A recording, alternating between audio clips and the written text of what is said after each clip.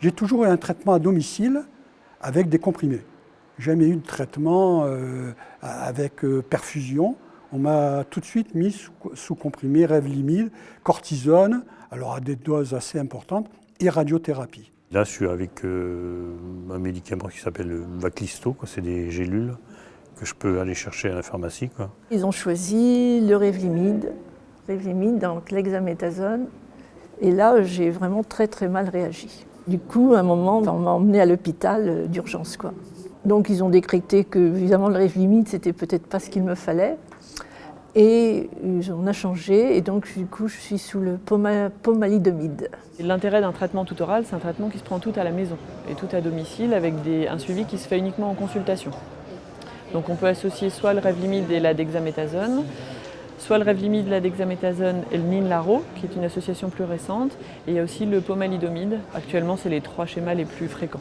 Ça concerne tout type de patient parce que ça dépend du moment et de l'indication dans lequel on le donne. Par exemple, le Revlimid dexaméthasone, c'est aujourd'hui un traitement qui est recommandé dès la première ligne chez les patients âgés de plus de 65 à 70 ans. Mais ça peut aussi concerner des patients plus jeunes qui vont rechuter quelques années après une première ligne. Ça, c'est pour le Revlimid et la dexaméthasone. Le pomalidomide, c'est un traitement qui se prend déjà en rechute et qui concerne aussi les patients quel que soit l'âge.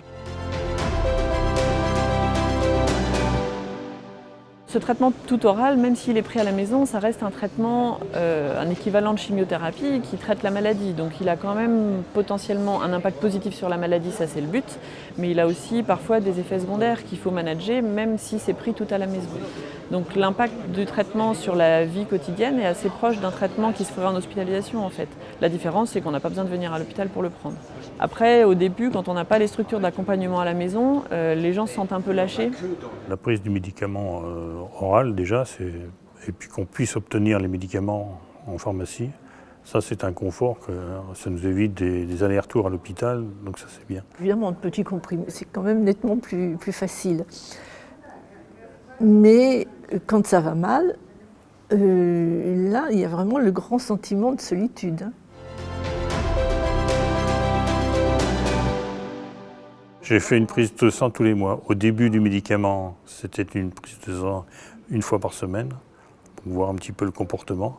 Et après, ça a été tous les mois. Et les visites se sont espacées aussi de tous les mois à tous les 3 mois. Il y a des choses qui se mettent en place pour du suivi de patients à domicile, avec un suivi téléphonique par exemple, soit par une infirmière, souvent par une infirmière. Il peut y avoir des consultations avec des pharmaciens à l'hôpital aussi au départ et dans le suivi pour adaptation par rapport aux associations avec les autres traitements du patient, par rapport aux effets secondaires.